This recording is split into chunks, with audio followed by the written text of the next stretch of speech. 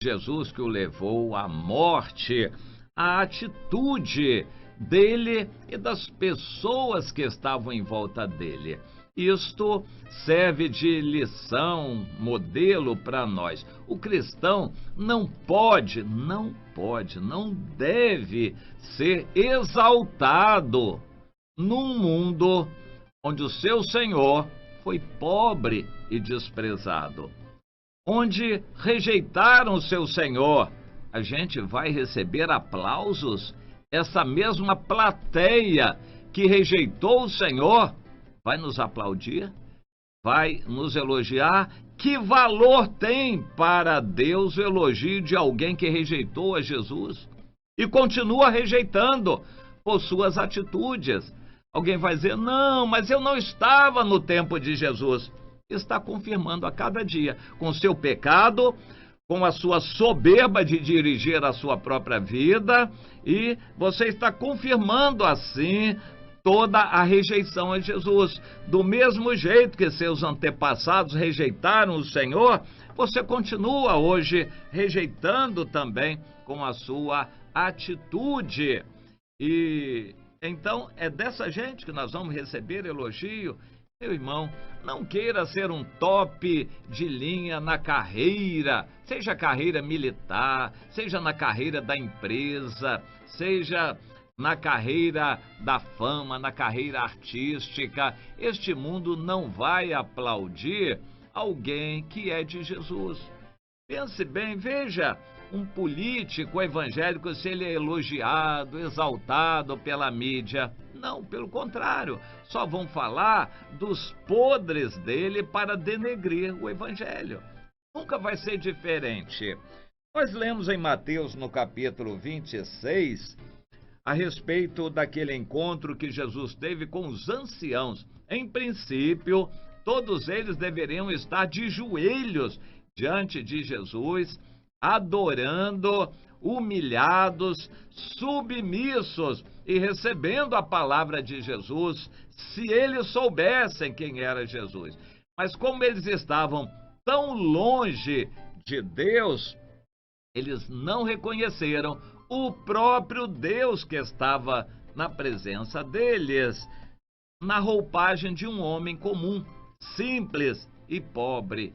Jesus não transmitia nenhuma grandeza humana, ele não usava anéis nos dedos e ele não tinha nenhum título pomposo, não frequentava palácios, não representava nenhum poder humano, ele não falava grosso, digamos assim, em termos de interesses humanos, ele não era dono de nada, não tinha dinheiro, um homem muito simples, porém que despertava interesse e respeito daqueles que eram sinceros.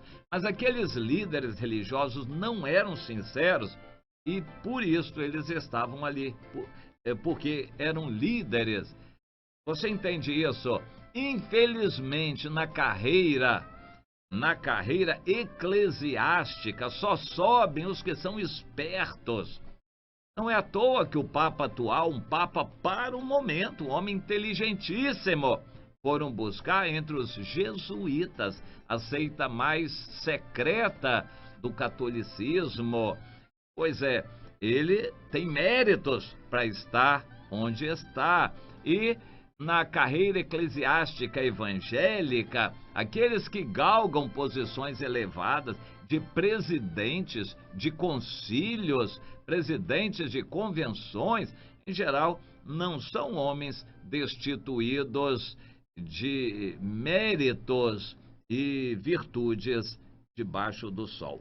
Ou seja, um homem espiritual com uma vida santa não vai chegar a ser presidente de uma convenção e de um concílio. Ele não vai conseguir galgar um elevado poder eclesiástico aqui na terra. E isto é porque Deus não reconhece essas estruturas religiosas. Jesus fugiu de tudo isto, andou nas ruas, não reconheceu isto e só compareceu perante eles preso e amarrado para ser julgado por eles. Jesus não pôs azeitona na empada deles.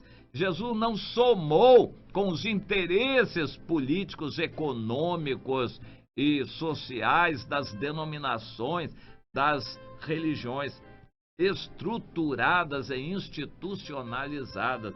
Jesus não se apoiou neles, Jesus não os apoiou e por causa disso Jesus foi odiado por eles. Eles então apertando Jesus, porque já tinham decidido matar a Jesus. Queriam tirar da boca dele algum pretexto e apertando, conseguiram chegar no ponto e perguntaram o sumo sacerdote: escute você, estão falando um monte de coisas contra você, você realmente é o Filho de Deus? Aí Jesus não podia negar disso. Você falou, você disse, realmente eu sou e vocês um dia vão ver o meu poder. Pronto, foi o que eles queriam. Blasfêmia, blasfêmia, olha aí, blasfemou. E pegaram Jesus com todo desrespeito, começaram a bater, cuspir no rosto dele, cobrir o rosto dele, davam bofetadas, zombando. Profetiza, você que é filho de Davi, quem é que te bateu? E davam murros nele. Os sacerdotes, o sumo sacerdote, instigando todos os outros que estavam no sinédrio a fazer o mesmo. Jesus foi rejeitado pelos religiosos. A história caminha, mas em natureza o mundo não muda. E o que nós vemos hoje é que os religiosos rejeitariam também a Jesus, como estão rejeitando todos aqueles que querem viver na simplicidade e repetir o testemunho de Jesus aqui na terra. Estão sendo rejeitados também. As estruturas denominacionais, as instituições religiosas estão lidando com interesses humanos, com moeda humana, com dinheiro, com poder, com fama, com votos, com todo o interesse humano. Eles não podem abrir mão disto para apoiarem uma vida cristã com simplicidade. E eles rejeitariam certamente Jesus de novo. Nós temos aqui ainda no capítulo 26 de Mateus o Pedro, que premido pelas circunstâncias, apesar de querer ser fiel a Jesus, não conseguiu. Ele acabou negando a Jesus, tentando ficar mais perto dele para saber o que lhe aconteceria. Ele acabou apertado e negou a Jesus, achando que aquela mentirinha não traria consequências. Mas foi triste. Quando Jesus olhou para ele, ele se lembrou do que Jesus já lhe tinha dito: Pedro, você vai me negar 3 vezes, não uma só não, 3 vezes, hoje vai me negar, você vai negar que me conhece. E então ele chorou amargamente. Nós encontramos aqui todos os sacerdotes e os poderosos da religião instigando também as multidões e os políticos. Esses são os mais maleáveis, andam de acordo com a pressão do povo, das multidões. Eles não têm, em princípio, escrúpulos para fazer algo que seja em benefício próprio. E ali estava o Pilatos representando todos eles, os políticos. O cristão no mundo tem que viver no meio disto. Meu irmão, você entra numa grande catedral, num grande templo maravilhoso. Por trás daquilo tem gente mamando, empregos, salários e cargos, interesses e votos e muito dinheiro rolando. você não vai jogar pedra nisso. O que você pode fazer e deve fazer é que os cristãos fizeram na época de Constantino. Sai de lá, sai da Babilônia, para você não ser cúmplice nos pecados que eles estão cometendo ali, porque se você ficar lá, vai ser cúmplice. E nenhum poder grande no mundo vai se estabelecer, um poder religioso, sem estar, de certa forma, complacente com o mundo.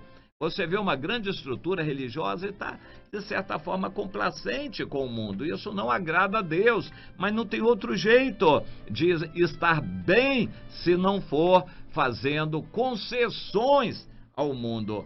Mas Deus não está nisto. Então, se eles estão fazendo isso, não jogue pedra neles, mas também não participe. Saia de lá. Povo meu, é o que o Senhor manda da Babilônia. O que é Babilônia? É a estrutura religiosa institucionalizada.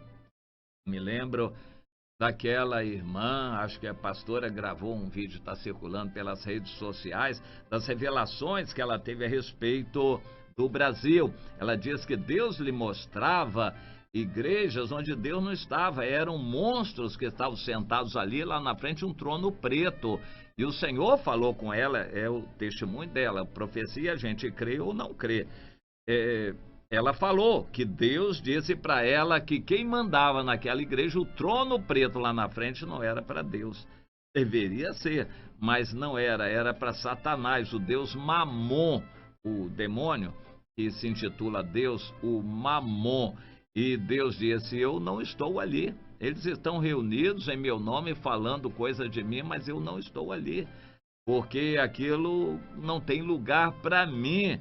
E ela disse isso, que o Senhor falou, essa profecia. Infelizmente, eles estão adorando ao dinheiro, não a mim. Estão usando o nome de Deus, do cristianismo e da Bíblia, mas estão adorando o Deus dinheiro. Bom, essa história não é nova, perpassa toda a história da humanidade. Os interesses religiosos sempre foram pretexto para pessoas se engrandecerem, se realizarem e dominarem os outros, e hoje não é diferente.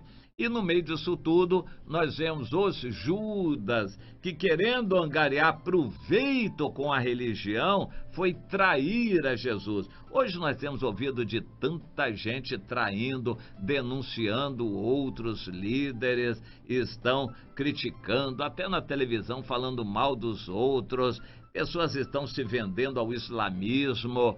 Então, a gente ouve tanta coisa triste que nos entristece, mas é para você saber, o Judas daquela época se multiplicou e fez discípulos também. Hoje em dia tem muitos filhos de Judas andando por aí, traindo e querendo tirar dinheiro da religião, usando a boa-fé das pessoas para receber dinheiro. E não vão faltar os inescrupulosos sacerdotes que vão dar dinheiro.